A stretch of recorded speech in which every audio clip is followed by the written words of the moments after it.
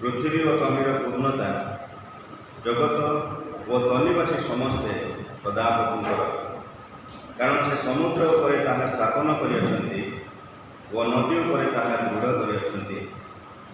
किए सदा प्रभुंकर पर्वत आरोहण करिब और किए ताहांकर पवित्र स्थान में ठिया हेब। जार हस्त शुचि और अंतकरण निर्मल, जार मन असारता प्रति उठी नहीं, पुणी जे छल भाव शपथ करे नहीं से। प्रभुंकर महानामर धन्यवाद हो। आज उपासनार दिन में आम समस्त ताहांकर निकटवर्ती होगापाई प्रभु ये सुंदर सुजोग देले। तेणु परमेश्वर महानामर धन्यवाद देवा सहित आज जेते समस्ते यही मांडलिक उपासना जोग देइछन्ति समस्त को आज उपासना मध्य को स्वागत जणाइबा सहित ख्रीष्ट प्रेमर नमस्कार जणाए समस्त को नमस्कार। आसंत यह समय आज उपासना आरंभ करी आम प्रत्येक प्रभुंकर निकटवर्ती होगा प्रार्थना करवा। पवित्र अति पवित्र प्रेमिक प्रभु परमेश्वर पिता, आम तुमरे धन्यवाद गौरव प्रशंसा करुछु। तुम्हें जे राजा मानकर राजा प्रभु मानकर प्रभु, तुम्हें सैन्याधिपति सदा प्रभु, तुम्हें महान परमेश्वर, तुम्हें सैन्याधिपति सदा प्रभु, तुम्हें आश्चर्य परमेश्वर, तुम्हें सैन्याधिपति सदा प्रभु, तुम्हें भयंकर परमेश्वर। तुम्हारी भयंकरता सम्मुखरे जगतर कौन सी विषय ठिया पारना। तुम्हें एते भयंकर आश्चर्य तथापि प्रभु तुम्हें प्रेम परिपूर्ण, तुम्हें क्रोधरे धीर अत्यंत दयालु, सर्वदा तुम्हारी लोक मान प्रति तुम्हारी मनोजोग प्रभु तुमको धन्यवाद करुछु। आज तुम्हारी पाद तले बसवाई, आज तुम्हारी उपासना प्रांगण मध्य आसवाई, तुम्हारी सानिध्य मध्य किसी समय प्रभु तुम्हारी आराधना करने एक विशेष सुजोग आम पाई। प्रभु तुमको धन्यवाद करुछु। प्रभु प्रार्थना करुछु आज उपासना जिते समस्ते जोड़ी है प्रभु, आज उपासना जिते समस्ते जोग दे प्रभु, आज उपासना जिते समस्ते आग्रह सहित तुम निकट को आसु प्रभु, प्रत्येक आहरी बहुल रूप आशीर्वाद कर। प्रत्येक हृदय मन आत्मा को तुम प्रभु सजीव कर, शक्तियुक्त कर। शिथिल चित्त विषय गुड़िक तुम्हें दूर कर, अस्थिर विषय गुड़िक प्रभु आम प्रभु बहुत दूर को फिंगी दिया प्रभु। केवल तुम्हारी सानिध्य, तुम्हारी उपस्थिति, तुम्हारी पवित्र नाम गुणानुवाद करू प्रभु, तुम्हारी प्रशंसा निमंते आम व्यवस्था हेबू। आम समस्त प्रभु तुम्हें आशीर्वाद कर। आरंभ प्रभु शेष पर्यंत तुम्हें आम सहवर्ती हो। गौरव प्रशंसा महिमा तुम्हारी हो। यही प्रार्थना प्रभु यीशु ख्रीष्ट नाम में मागुछु, आमीन। Hallelujah, hallelujah, hallelujah. आम समस्ते अल्प समय प्रभुंकर निकट को आसीअछु। यही स्थान में प्रभुंकर उपस्थिति अच्छी। जो माने विश्वास सरल विश्वास रे प्रभुंक निकट को आसंती, निश्चय से माने यही गृह को आसी बसी, यही गृह रे वाक्य शुणी, यही गृह रे प्रार्थना करी से माने आशीर्वाद कारण समस्त प्रकार आशीर्वाद नहीं निज गृह को जाते। Hallelujah, hallelujah. आज मध्य प्रभु आम से सुंदर आह्वान देले, से परमेश्वर महानामर गौरव हो। आसंत यह समय आज उपासनार प्रारंभ में आम प्रभुंर गौरव पाई गोटे गीत आम बोलिबा। समस्ते आम जानिछु तुम्हें आराध्य परमेश्वर, तुम्हें आधार सर्वसृष्टिर। समस्ते करताली सहित उच्च कंठरे प्रभुंर गौरव निमंते यह गीत आम बोलिबा। तुम्हें आराध्य परमेश्वर, तुम्हें आराध्य परमेश्वर, तुम्हें आराध्य सर्वसृष्टिर, तुम्हें आराध्य सर्वसृष्टिर, तुम्हें आराध्य परमेश्वर। मन सब तुम्हें परिचय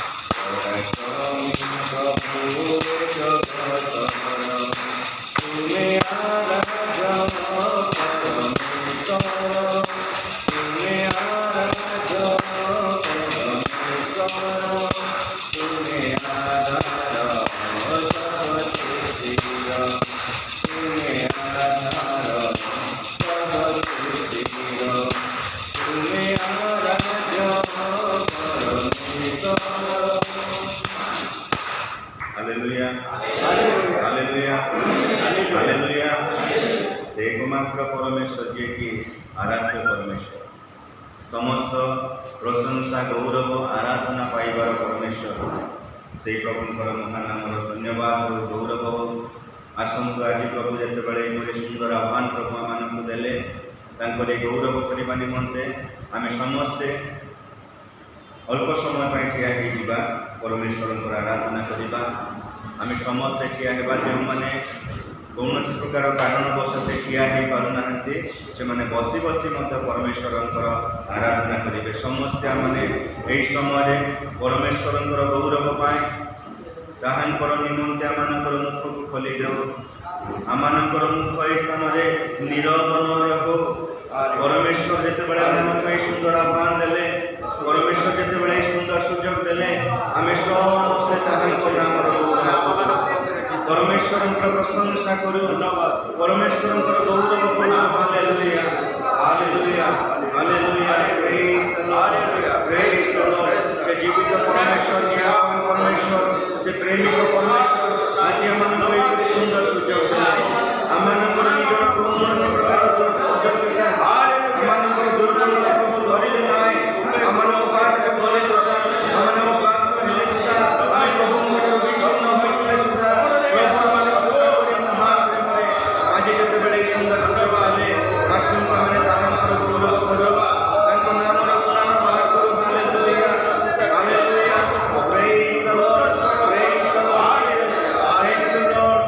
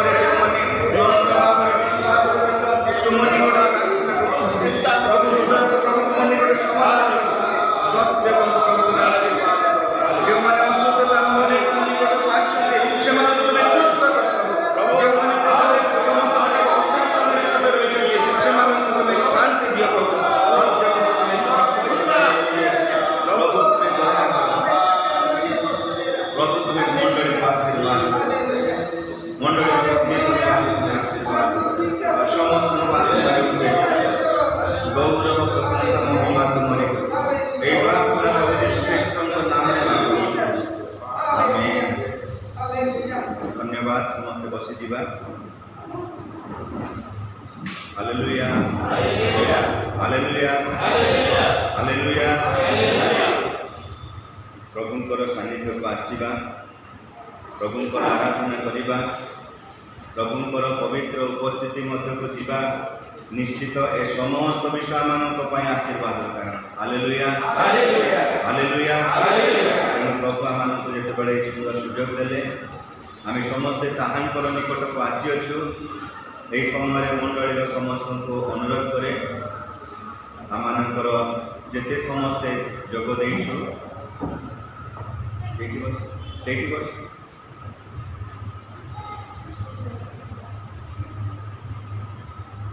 समस्ते आम टे श्रृंखला रक्षा करवा। जेपरी आज उपासना आम परमेश्वर निमंते प्रभुंर उद्देश्य आम समस्त जोग करवा। ये समय आम आज ध्यान निमंते पढ़ा।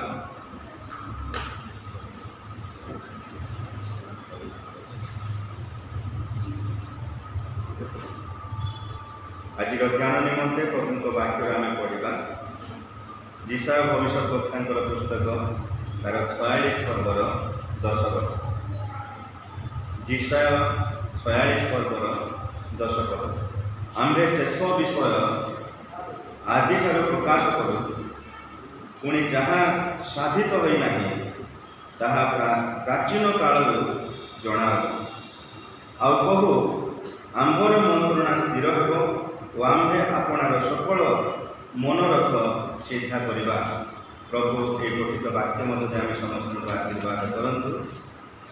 ये समय आम आउ गोटे गीत बोलिबा। समस्ते आम जानिथिबा गीत समस्ते आम प्रभुंकर गौरव पाई आ गीत गाउवा समय मंडली निमंते उदारता पूर्वक प्रभु उद्देश्य आनीथिबा सही पृष्ठस्थित नैवेद्य आम उत्सर्ग करवा।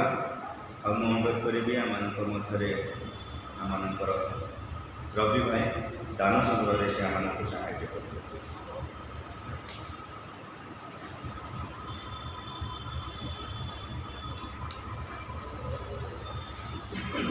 समस्ते आम जानिथिबा गीत गोटे बोलिबा। भारी भल लगे मते यीशुंक नाम,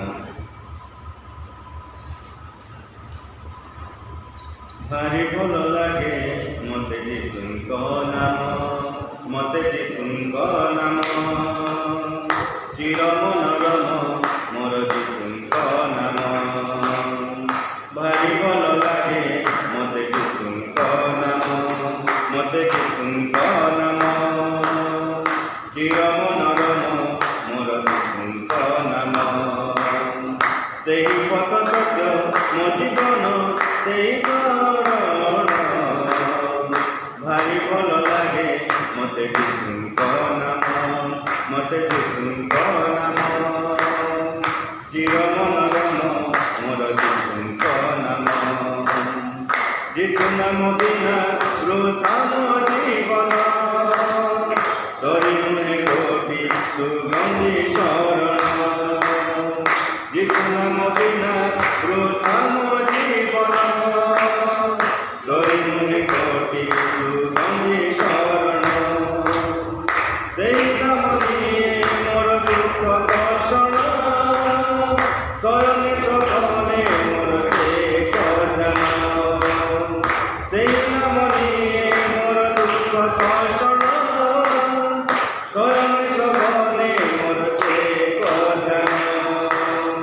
सेही नाम मोर परिधान मोर भूषण। भारी भल लगे मते यीशुंक नाम, मते यीशुंक नाम चिर मनोरम मोर यीशुंक नाम। भारी भल लगे मते यीशुंक नाम, मोर यीशुंक नाम चिर मनोरम मोर यीशुंक नाम। Hallelujah hallelujah hallelujah.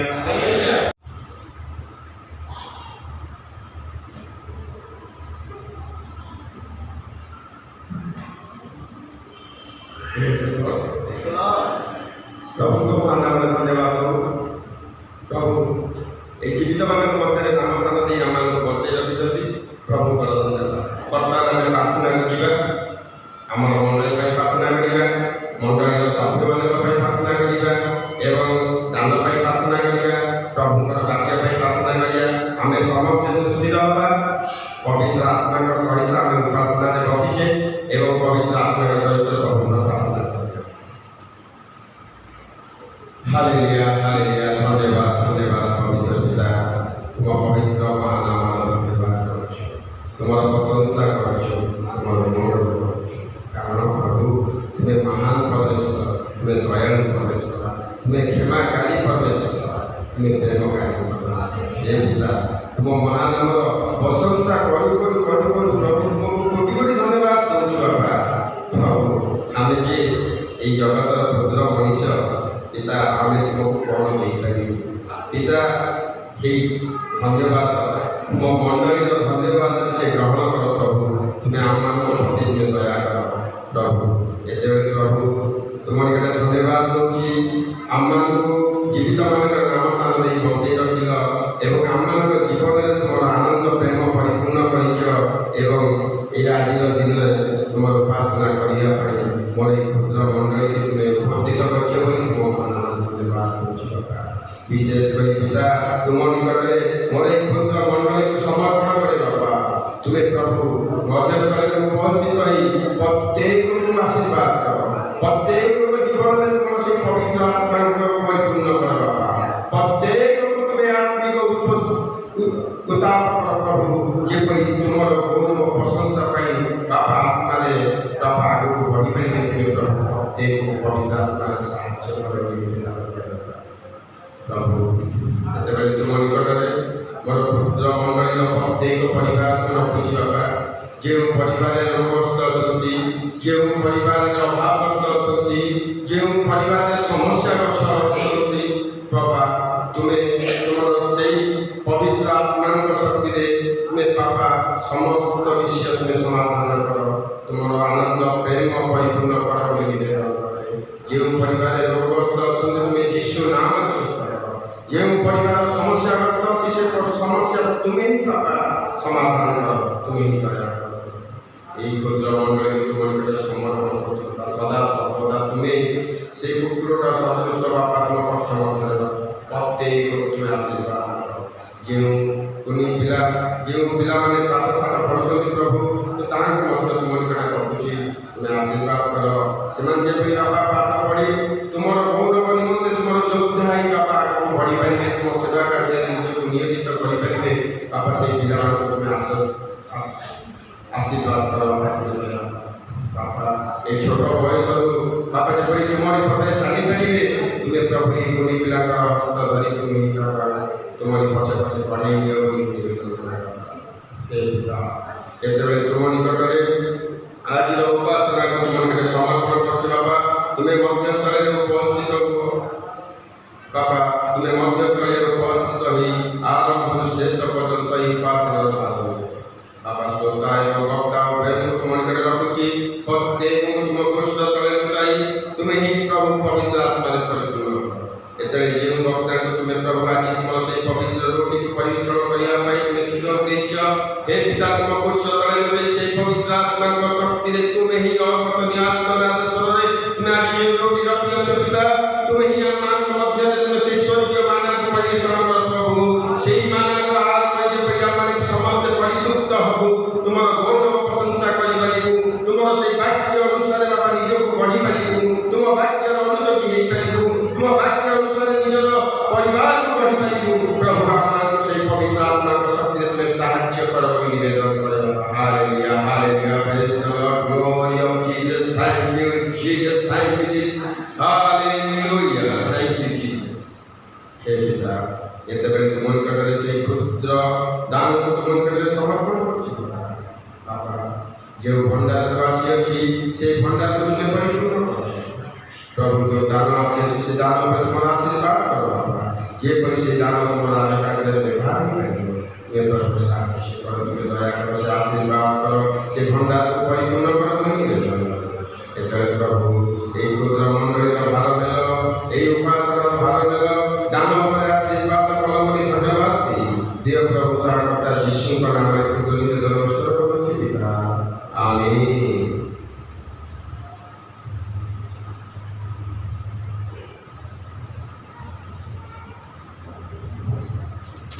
धन्यवाद संवाददाता मानक आज विशेष विज्ञापन पढ़ाई ने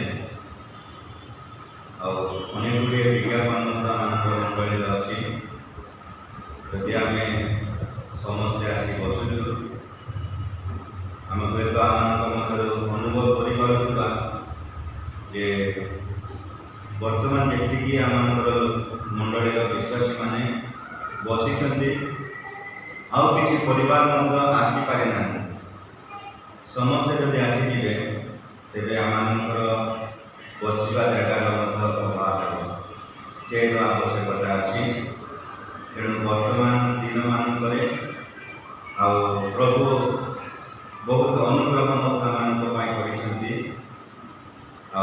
भाई गत मसे पूर्व आम मंडली जो 16 गोटी चेयर देते तो सेपरी बहुत से चेयर दाम बहुत कम जदि कहीं से टाइप चेयर किसी जदि देवाक चाहती गोटे कि दुईटी प्रभु जो परिवार जो भाव में प्रभु कथा कहते आम क्या डिमांड करूना मंडलीर उपासक मान निमंते जदि किसी आम चेयर व्यवस्था जदि करूँ निश्चित से समस्त विषय प्रभुकर गौरव हालेलुया हालेलुया सेहीपरि आम जदि खरा दिन आसी खरा दिन समस्त आम गिर्जार आजबेस्ट तले बसीचु आगामी दिन में बहुत खरा होबार गरम होबार संभावना अच्छी तो आमर आ 6-7 गोटी फैन आवश्यकता अच्छी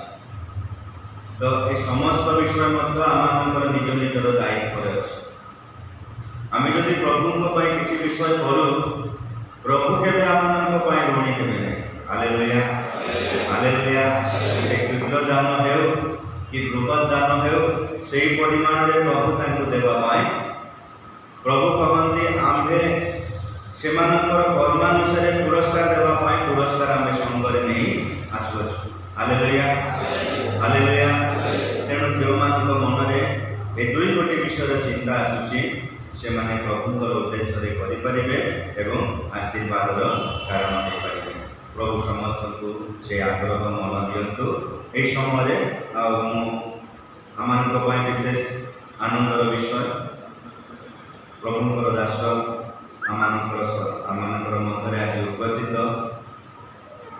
प्रभुकर दास श्रीयुक्त अजय विश्वास से आज आम मंडली मध्य उपस्थित किसी सप्ताह पूर्व आम कथबार्ता करूँ जे आमर मंडली को उपासना निमंते जावा से करने संगे संगे से मत कहले ठीक अच्छे जावा किंतु आज घटना मु गिर्जा भितर बसी से आगे बच्चर गिर्जा सरला मुझे एपट आसिक चर्चर ऑफिस पछपटे जाइए बहुत समय भी अपेक्षा कली किंतु सहित मोर जोगाजोग हो पारा ना तापर मु पलि आसली तो ये सब मध्य जिते बड़ा आम कथबार्ता करूँ कथा देते से केवे कथा को अन्यथा करना से कथा देने आज आम मंडली मध्य प्रभुकर दास उपस्थित तेणु गोटे छोट करताली आम देव प्रभु गौरवान्वित हूँ ये समय प्रभुकर दास आसवे एवं प्रभु जो वाक्य मान निमंते प्रभु देते आम सम्मुख में रखिए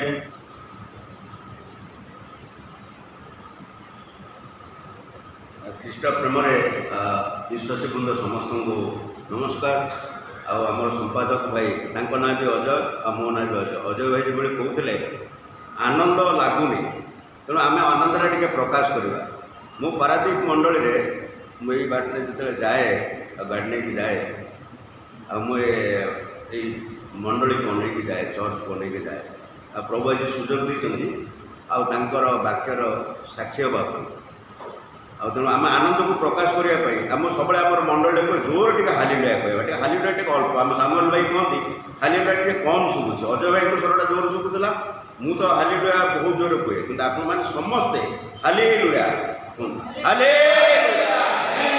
3 ଥର କହିବା ହାଲେଲୁୟା, ହାଲେଲୁୟା। ପ୍ରାର୍ଥନା କରିବା। କରୁଣାମୟ ସେନାଧିପତି ସଦାପ୍ରଭୁ ପରମେଶ୍ୱର, ପ୍ରଭୁ ତୁମର ଉପସ୍ଥିତି ପାଇଁ ଧନ୍ୟବାଦ ଦେଉଛି। ଯେଉଁ ବିଶେଷ ମୁହୂର୍ତ୍ତକୁ ପ୍ରଭୁ ବିଶ୍ରାମବାରର ଏହି ସମୟରେ ତୁମ ଚରଣ ନିକଟରେ ଆମ୍ଭକୁ ବିଶ୍ରାମ ଦେଇ, ଆଉ ପ୍ରଭୁ ତୁମେ ବ୍ୟକ୍ତିଗତ ଭାବରେ, ତୁମେ ବ୍ୟକ୍ତି ବିଶେଷ ପରମେଶ୍ୱର, ଆଉ ବ୍ୟକ୍ତିଗତ ଭାବରେ ଆଉ ତୁମେ ପ୍ରତ୍ୟେକଙ୍କୁ କଥା କୁହ ବୋଲି ଆମେ ପ୍ରାର୍ଥନା କରୁଅଛୁ ଯୀଶୁଙ୍କ ନାମରେ ମାଗିଲୁ, ଆମେନ୍। ଆଉ ମୁଁ ବିଶେଷ ଭାବରେ ଆଉ ଥରେ ମଧ୍ୟ ମଣ୍ଡଳୀର କର୍ମକର୍ତ୍ତାମାନଙ୍କୁ, ଅଜୟ ଭାଇ ସମ୍ପାଦକଙ୍କୁ ଆଉ ହିଜିକିୟ ଭାଇକୁ ବିଶେଷ ଧନ୍ୟବାଦ ଦିଏ। ଆପଣଙ୍କମାନ ମଧ୍ୟ ଧନ୍ୟବାଦ ଦିଏ ଯେ ଆପଣ ମୋତେ ସୁଯୋଗ ଦେଲେ ଯେ ମୁଁ ବାକ୍ୟ ପରିବେଷଣ ନାହିଁ, ମୁଁ ଏତେ ବକ୍ତା ନୁହେଁ, କିନ୍ତୁ ମୋତେ ଯେଉଁଠି ସହଭାଗିତାରେ ପରମେଶ୍ୱରଙ୍କ ଚରଣ ନିକଟରେ ଆନନ୍ଦ ଥାଏ, ଆଉ ମୋତେ ସେଠି ଭାରି ଆନନ୍ଦ ଲାଗେ। ଆଉ ଆଜି ସେ ଆନନ୍ଦଟା ମୁଁ ଭାବୁଛି ମୋତେ ସବୁଠୁ ଆନନ୍ଦିତ ହେଉଛି ମୁଁ। ମୋତେ ଯେତେବେଳେ ହିଜିକିୟ ଭାଇ କହିଲେ ଆମେ ଯିବା, ମୁଁ ସାଙ୍ଗେ ସାଙ୍ଗେ କହିଲି ନିଶ୍ଚୟ ଯିବି, କାରଣ ମୁଁ ଡିସେମ୍ବର ମାସରେ ଏଠିକି ଆସିଥିଲି, ମୋ ସ୍ତ୍ରୀ ମଧ୍ୟ ଗୀତ ଗାଉଥିଲେ, ଆପଣ ଦେଖିଛନ୍ତି ପାଳକଙ୍କ ସାଙ୍ଗରେ ଆସିଥିଲି। ଆଉ ତେଣୁ ଆଜି ମୁଁ ଯେତେବେଳେ ହିଜିକିୟ ଭାଇକି ମୁଁ ଘରୁ ଯେତେବେଳେ ବାହାରିଲି, ଗାଡ଼ି ନେଇକି ଯିବା କଥା ଡେରି ହେଇ ଆସିଲାଣି, ମୁଁ ସାଇକେଲ ନେଇକି ପଳେଇ ଆସିଲି। ଆଉ ମୁଁ କହିଲି ହିଜିକିୟ ଭାଇଙ୍କ ସାଙ୍ଗରେ ଦେଖା ହେବ, ଆଉ ତାଙ୍କ ମୋଟର ସାଇକେଲରେ ପଳେଇବି। ଆଉ ମୁଁ ଦେଖିଲି ହିଜିକିୟ ଭାଇଙ୍କ ସାଙ୍ଗରେ ଦେଖା ହେଲାନି, ତେଣୁ ମୁଁ ଯଦି ଘରକୁ ଯାଇ ଗାଡ଼ି ଆଣୁଛି ଆଉ ଏଠି ଚର୍ଚ୍ଚରେ ସରିଲା ପରେ ପହଞ୍ଚିବି, ଆଉ ଯଦି କେଉଁ ଅଟୋକୁ ନେଇକି ଯିବି ସେ କ'ଣ ଅସୁବିଧା ହେବ, ମୁଁ ସାଇକେଲ ଧରିଲି, ସାଇକେଲ ଧରିକି ଆଜ୍ଞା ଆସିକି ଠିକ୍ ଟାଇମ୍ରେ ପହଞ୍ଚିଗଲି। ତେଣୁ ଶୈତାନର ଯେତେ ବାଧାବିଘ୍ନ ହେଉନା କାହିଁକି, ଯେଭଳି ହିଜିକିୟ ଭାଇ କହୁଥିଲେ ଗୋଟେ କଥା ଯେ ହୃଦୟକୁ ସ୍ପର୍ଶ କଲା, ଆମେ ଏଠି ଯେତେ ଜଣ ପ୍ରଭୁଙ୍କର ପବିତ୍ର ଆତ୍ମାଙ୍କ ଦ୍ୱାରା ମୁଦ୍ରାଙ୍କିତ ହେଇଅଛୁ ତାହାଙ୍କୁ ଦୁଃଖ ଦିଅ ନାହିଁ। ସବୁଠୁ ବଡ଼ ଜୀବନର ସବୁଠୁ ବଡ଼ ମୁହୂର୍ତ୍ତ ହେଉଛି ପାଉଲ, ହୁଏତ ଏଭ୍ରି ପୁସ୍ତକର ଲେଖକ ପାଉଲ, କିନ୍ତୁ ସେ କହିଲେ କିଏ ମୋ ବିଶ୍ରାମରେ ପ୍ରବେଶ କରିବ, କିଏ ମୋ ବିଶ୍ରାମରେ ପ୍ରବେଶ କରିବ?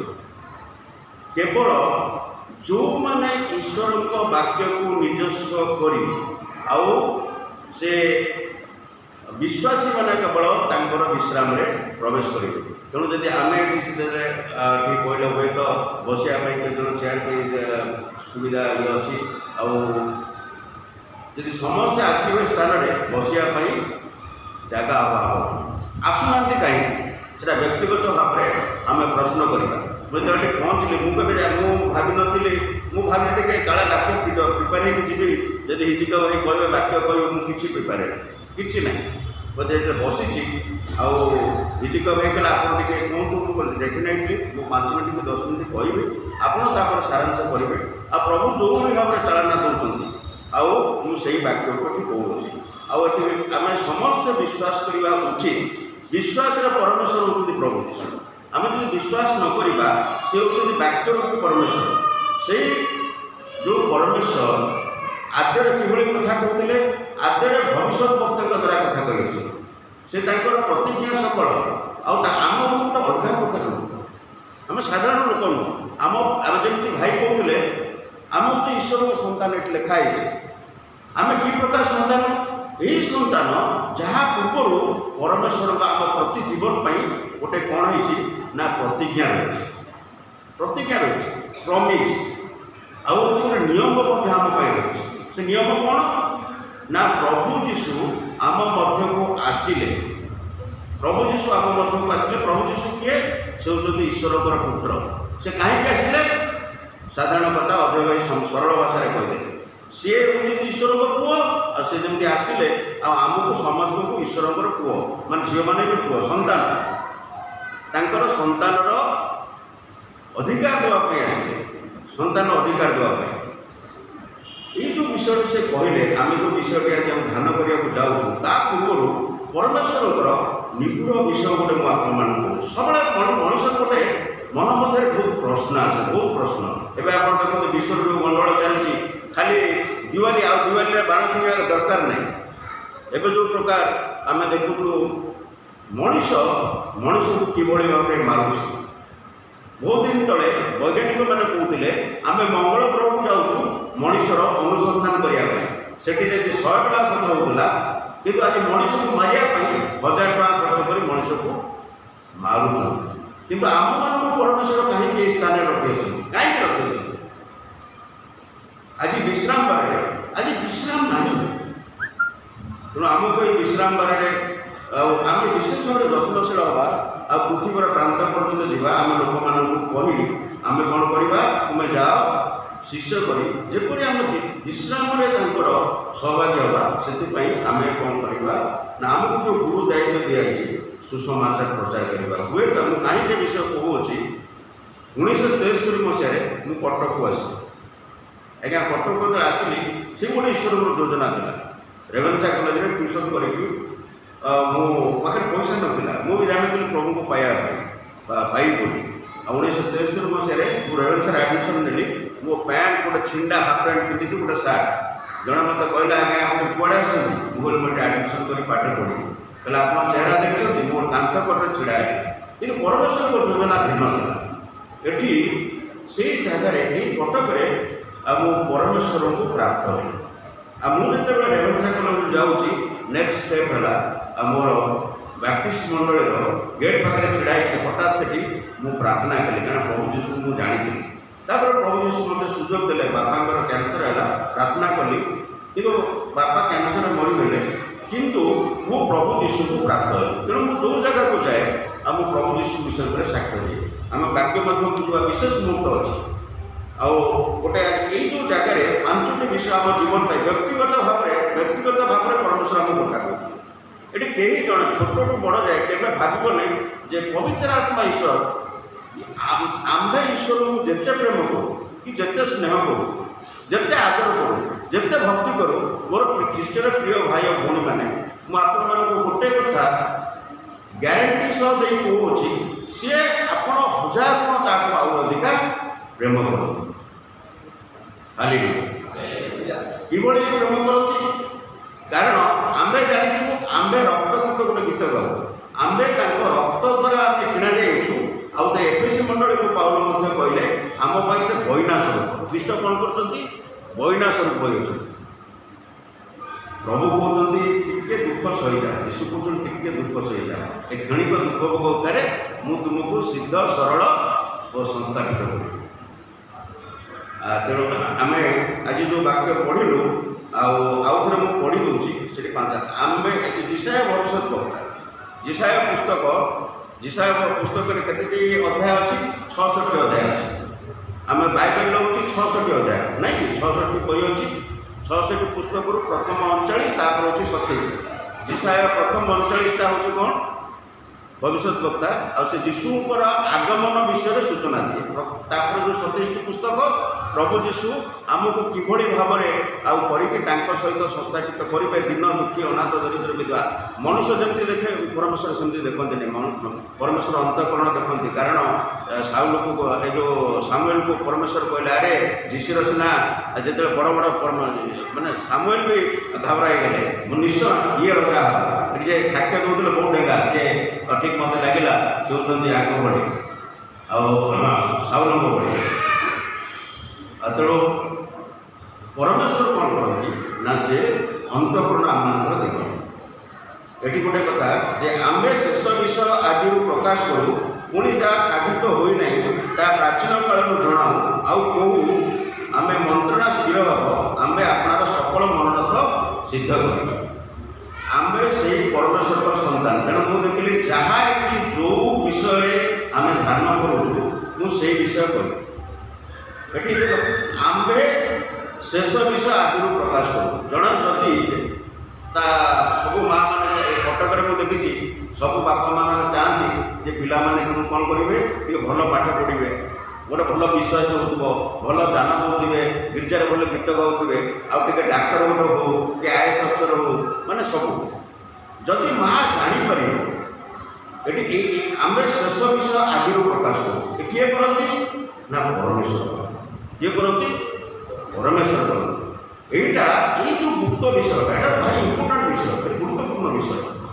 যে রোগ হোক যা হোক, আমি যিশু মনার যদি কাঁদি রোগ ভাল হয়ে যদি ধরে জানিলু, তাহলে কোণ আউ দুঃখ করিবার কারণ নেই। जड़े छोट बालिका इस्राएल छोट बालिका जड़े गृह एमती कम करूला सी कौन कहले नामन जड़े व्यक्ति जहाँ कुष्ठरोग होता और स्त्री की कहले जदि सी आमर इलिशा भविष्य वक्ता पाक जाती सुस्थ होती छोट बालिका जानी ये गला मैंने सुस्थ हे सब बड़ गुरुत्वपूर्ण विषय कौन है मुझे जानी जे मोर शेषटा यहीटा हम आ मुझे आज ये कष्ट कर पकड़ा खाई ये खाई कि मोर जहाँ गिरजा को चली मुझे सैकेल करके आसिली सेमती समय जब पड़े आसला गिरजाघर बंद हो कांदा प्रभु आश्चर्य विषय कर आम के भावानी जे कटक गोटिया बड़ गिरजा से बड़ गिरजा आम छोट गिरजा से प्रार्थना कले प्रभु शुणे कि जेरूसालेम प्रार्थना कले शुणे ये कि व्यक्तिगत भाव में परमेश्वर शुणती किंतु आमको गोटे कथा हूँ जे तांकर प्रतिज्ञा सफल आंकर नियम मो मध्य स्थिरीकृत होती ना आम देखा ये प्रथम विषय जो कहला शेष विषय आदि प्रकाश करूँ जड़े भी मत पढ़ार साहय करूँ जोटा मूसा को ये निगुड़ विषयटा क्लियर करते परमेश्वर कहते द्वितीय विवरण 29 पर्व 29 पद से गोटे सुंदर कथा अधिकार विषय कहुई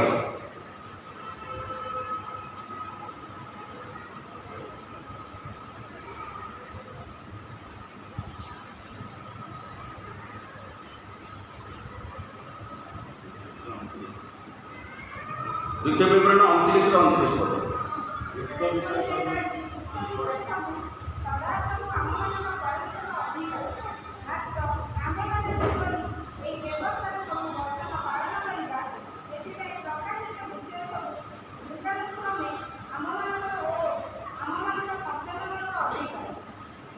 गुप्त विषय सब देखो आम्बे शेष विषय आदि प्रकाश करूँ किए कहते परमेश्वर कहते जिसाय भविष्य वक्ता कहले कि से कहले मत कहले तुम्हें जाइए ये मंडली लोक मानू जो मैंने मो ठार अपेक्षा कर उत्कर्ष कठिन बल पाइब से किसी रोग व्याधि थाए ये जो प्रार्थना कर्म उन्मुक्त अच्छे आम शेष विषय आदि प्रकाश करूँ ये बाइबल प्रथम पुस्तक हूँ आदि पुस्तक शेष पुस्तक हूँ प्रकाशित पुस्तक प्रकाशित कौन परमेश्वर निजे कहले जो माने आउ प्रकाशित विषय कौन प्रभु जीशु आसवे आउ जो प्रभु जीशु आसी कौन करेंगे से जो अधिकार देवे संतान अधिकार मो बापा भी ईश्वर को संतान मुझे ईश्वर को संतान सरल विषय कौन जे मु प्रभु को ईश्वर पुत्र बोली स्वीकार करी आमर परमेश्वर पाखे अच्छा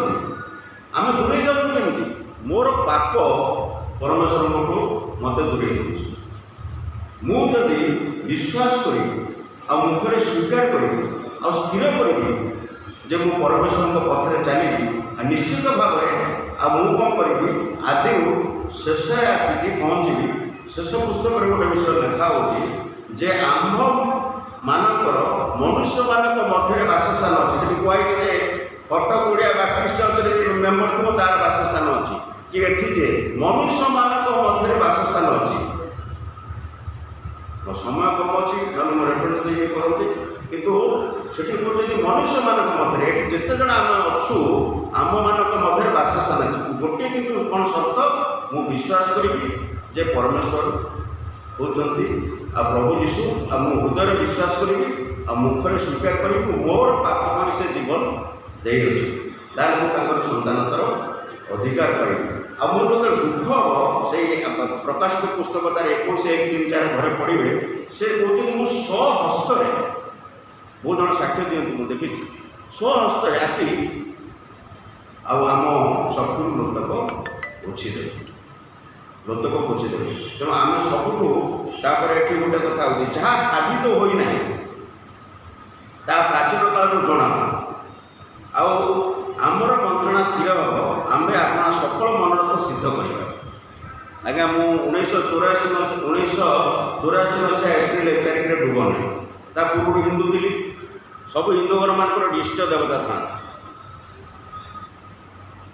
आम मान परमेश्वर कहले जे एमानक हस्तरे जिसाया 53:10 से जिसाया 53:10 भूमि टे पढ़ जिसाया 53:10 छिड़ा पढ़ वाक्य को सम्मान दे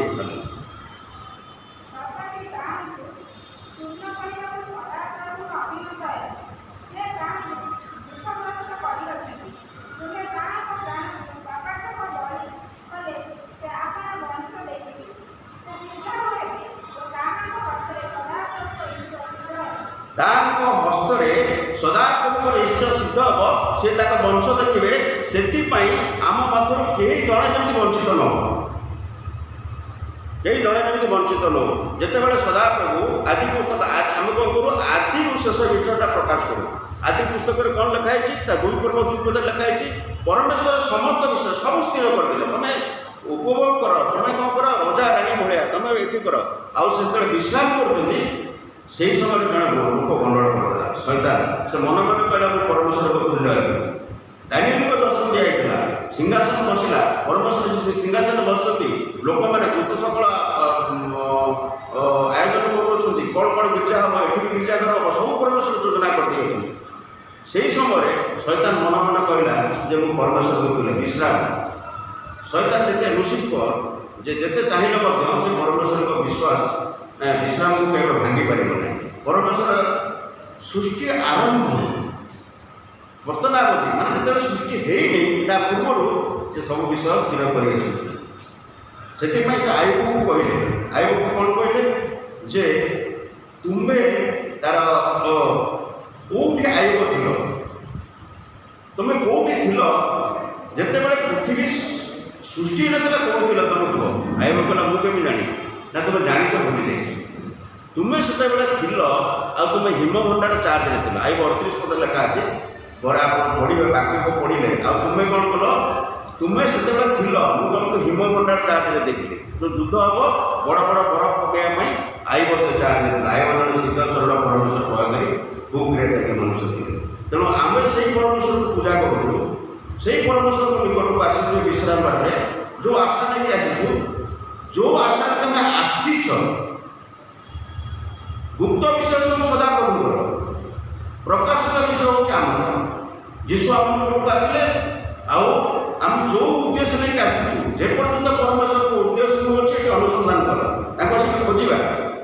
ଯେପର୍ଯ୍ୟନ୍ତ ନିକଟରେ ଅଛି ପ୍ରାର୍ଥନା କର, ଏଠି ତାଙ୍କୁ ପ୍ରାର୍ଥନା କରିବା, ବ୍ୟକ୍ତିଗତ ଭାବରେ ପ୍ରାର୍ଥନା କରିବା।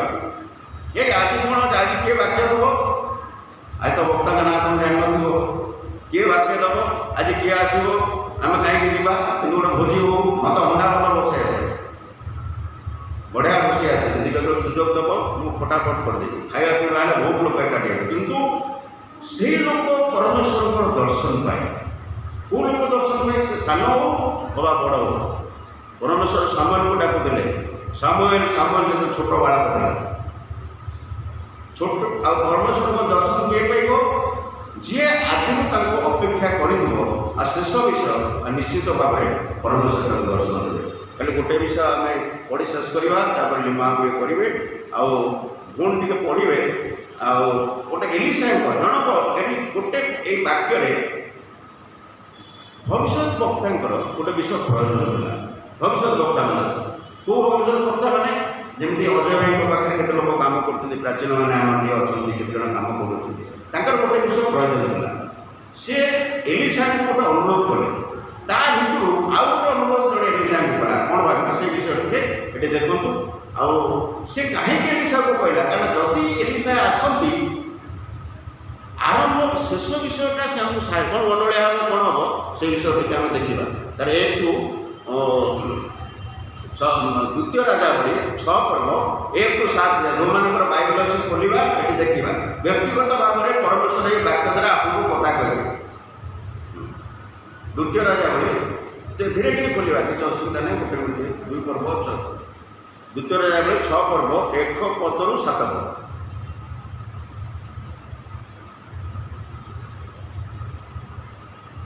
2 ରାଜାବଳୀ। ଆଉ ଜଣେ ଯିଏ ପାଇଲେ ପଢ଼ନ୍ତୁ, ବଡ଼ ପାଠରେ ପଢ଼ନ୍ତୁ। ଆପଣ ପାଇଲେ କି ପଢ଼ନ୍ତୁ? ହଁ, ବାକ୍ୟ ଆମ ବାକ୍ୟ ମୁଁ ପଢ଼ି ଦିଅନ୍ତି, କିନ୍ତୁ ବାକ୍ୟଟା ହଁ ପଢ଼ନ୍ତୁ। 6 ପର୍ବ 1ରୁ 7 ଯାଏ ବଡ଼ ପାଠରେ ପଢ଼ିବେ। ଆମେ ଯେତେବେଳେ କାନ୍ଦୁଛୁ ବଡ଼ ପାଠରେ, ଗାଳି ଦେଲା ବେଳକୁ ଦେଖୁଛୁ ବହୁତ ଜୋରେ ଗାଳି ଦେଉ।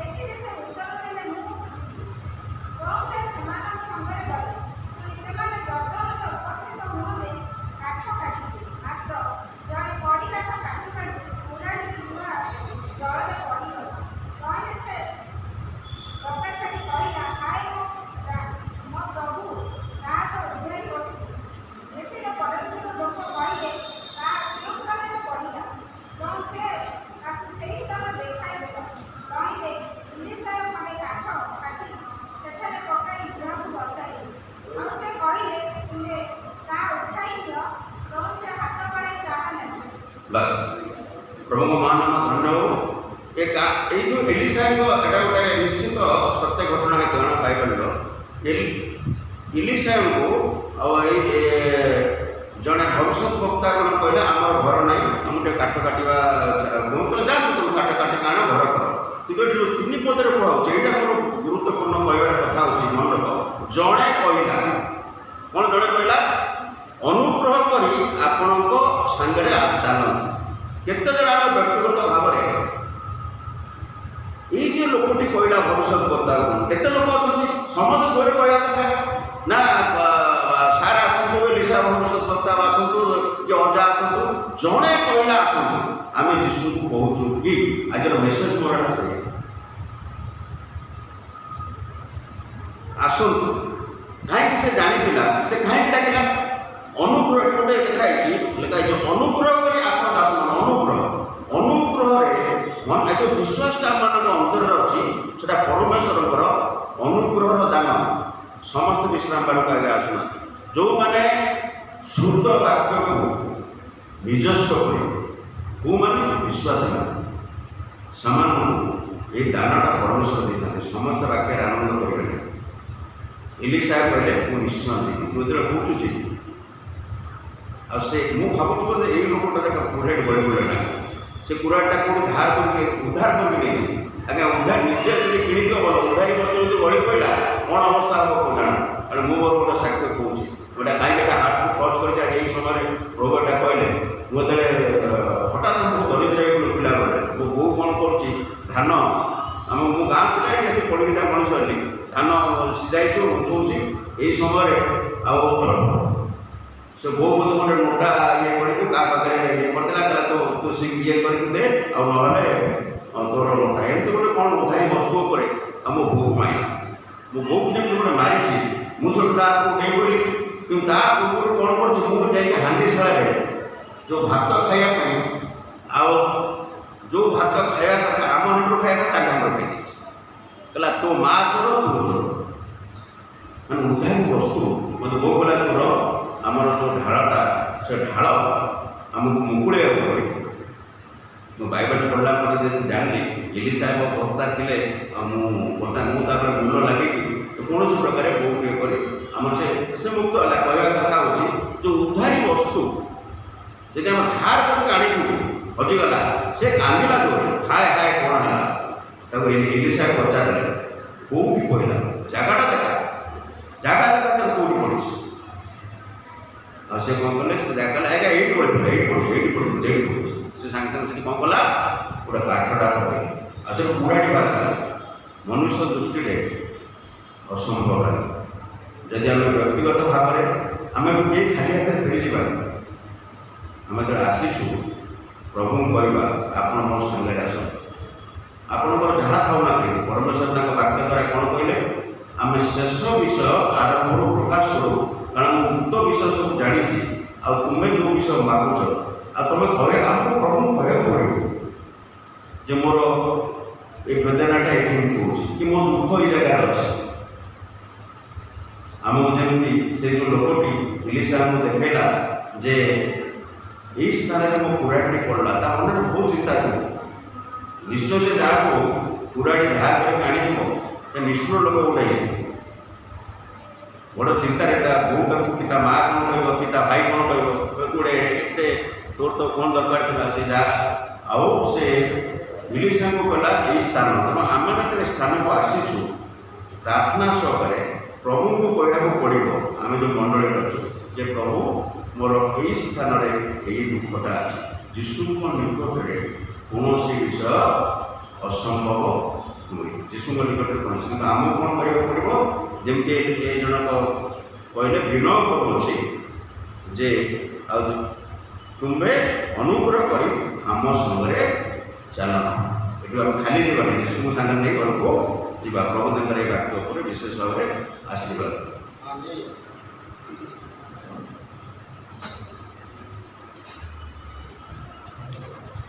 हालेलुया हालेलुया हालेलुया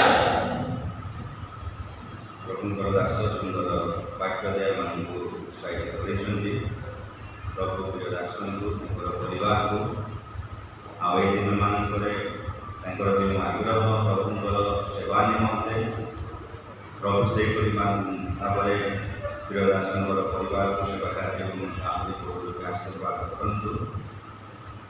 ଆଉ ଗୋଟେ ବିଶେଷ ବିଜ୍ଞାପନ ମଧ୍ୟ ଗତ ଥର ଜଣେଇଥିଲି ଯେ 14 ତାରିଖରୁ ଆମର ପ୍ରାର୍ଥନା ସପ୍ତାହ ଅଛି।